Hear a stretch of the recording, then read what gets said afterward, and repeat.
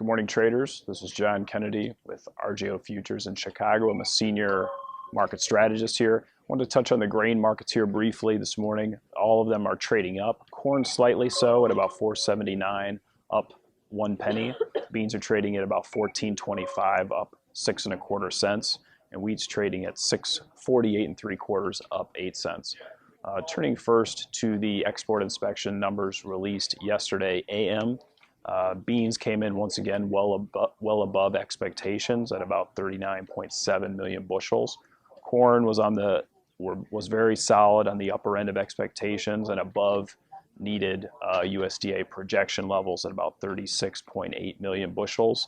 Wheat was lagging, and it was much weaker than expectations, below needed USDA projection levels at about 15.8 million bushels.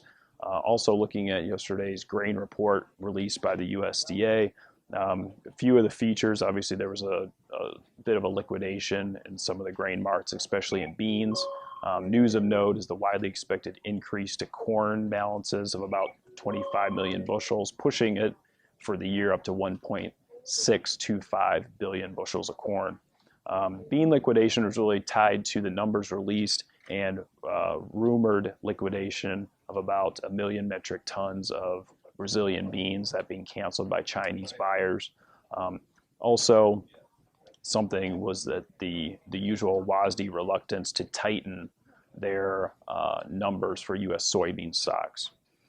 Looking ahead, keep in mind, be on the lookout for U.S. cancellations in beans, as this could hit the market as well. Up till now, big funds have been really on the bullish side of the market. It'll be interesting to see if that continues. And we're facing, hopefully, the last weather event of the season. It's supposed to be snowing tonight in Chicago. Anything from 7 to 16 inches of snow. Obviously, that'll greatly affect all of the markets and whether I make it to work or not tomorrow.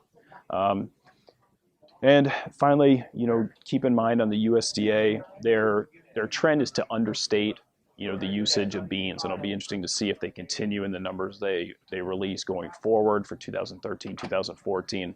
If that's the trend, obviously that will have a direct effect on whether we continue this uptrend in the grain markets or there's some more shorter term selling in place.